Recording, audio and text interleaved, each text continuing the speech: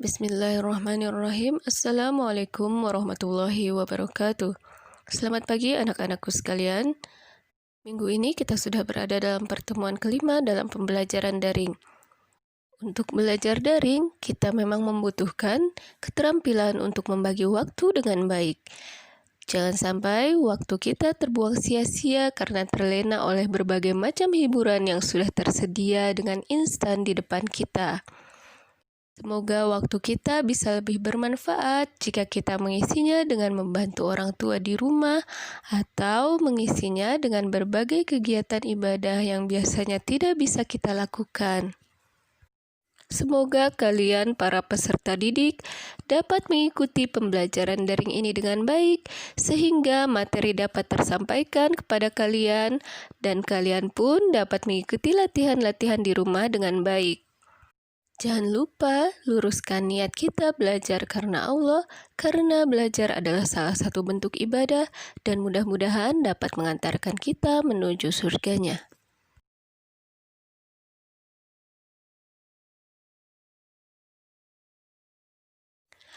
Materi Bahasa Indonesia minggu kelima ini kita akan bersama-sama berlatih menyampaikan informasi dalam bentuk berita. Tujuan pembelajaran pada hari ini diharapkan setelah mempelajari materi ini, kamu mampu menyajikan berita dalam bentuk lisan melalui voice note atau video dengan volume, intonasi, dan artikulasi suara yang sesuai dengan isi berita. Di hari ini, kalian akan berlatih menjadi seorang reporter atau pembaca berita. Dalam situasi sehari-hari, kita sudah terbiasa melakukan percakapan secara informal dengan teman ataupun dengan keluarga kita di rumah. Dalam kesempatan kali ini, kita akan berlatih berbicara dengan ragam bahasa formal, yaitu membaca berita. Ada 3 hal yang harus kita perhatikan untuk membaca berita dengan baik. Yang pertama yaitu volume suara. Volume adalah tingkat kekuatan dan kenyaringan suara saat mengucapkan kata. Tentunya ketika membaca berita, kita harus bisa mengatur suara dengan kenyaringan yang sesuai. Tidak terlalu lemah, juga tidak terlalu keras sehingga dapat menyakitkan telinga.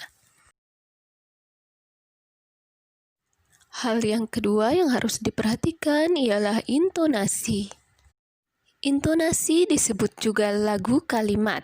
Membaca suatu teks, apalagi teks berita, memerlukan kecermatan dan ketepatan pada setiap kata dan kalimatnya.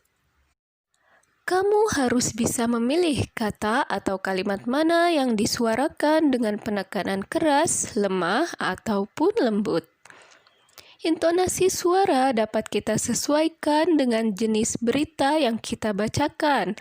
Apakah itu berupa soft news, berita-berita yang santai seperti kuliner, wisata, jalan-jalan, dan hiburan, atau hard news atau berita-berita serius dengan nuansa berat seperti bencana alam atau berita kriminal.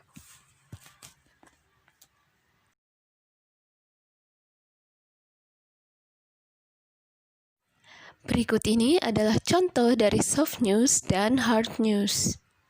Contoh soft news sebagai berikut. Pembukaan kawasan Gunung Bromo masih menunggu surat rekomendasi dari 4 kepala daerah.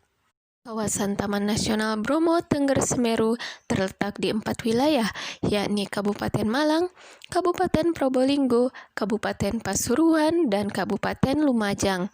Dari 4 wilayah tersebut, hingga saat ini baru Bupati Probolinggo yang telah mengeluarkan surat rekomendasi. Sementara untuk 3 wilayah lainnya masih dalam proses mempersiapkan rekomendasi tersebut. Demikianlah contoh dari soft news. Sekarang, mari kita simak contoh dari hard news. Mata uang lira jatuh dalam beberapa waktu terakhir. Inflasi masih 2 digit di 12,6% pada Juni. Kondisi ini membuat Bank Sentral Turki menunda pemotongan suku bunga. Ekonomi Turki yang memburuk disebabkan beberapa faktor. di antaranya pandemi COVID-19 dan krisis mata uang 2018 yang belum pulih. Institut Statistik Turki menghitung ada 2,59 juta orang yang kehilangan pekerjaan selama 3 bulan hingga bulan Mei. Pengangguran yang tinggi menjadi masalah serius saat ini. Demikianlah contoh dari pembacaan soft news dan hard news. Tentu saja kalian bisa melihat contoh lain yang dilakukan oleh kalangan profesional dalam membaca berita.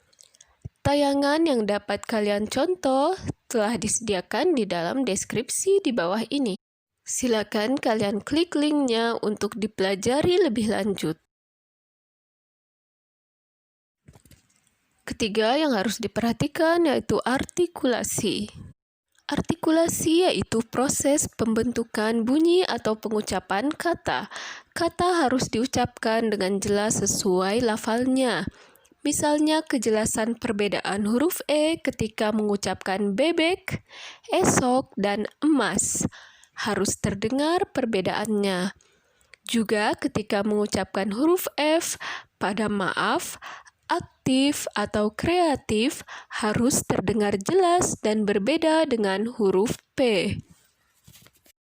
Demikianlah hal-hal penting yang harus diperhatikan ketika membaca berita.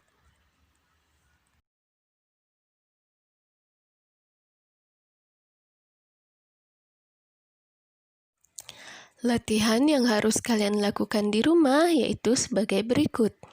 Yang pertama, bacalah secara mandiri dan maknai salah satu berita yang sudah ditugaskan sesuai dengan nomor absenmu. Yang kedua, latihlah volume, artikulasi, dan intonasi suara ketika membaca berita pilihanmu. Tidak usah takut salah, yang terpenting mencoba dan berusaha. Berkali-kali mencoba pun tidak menjadi masalah. Jika kamu sudah menemukan gaya pembacaan berita yang sesuai, rekamlah ke dalam video atau rekaman suara atau voice note. Kamu juga bisa menambahkan efek suara ke dalam berita yang kamu bawakan. Kirimkan video atau rekaman suara yang sudah jadi ke Google Classroom sesuai dengan kelasmu.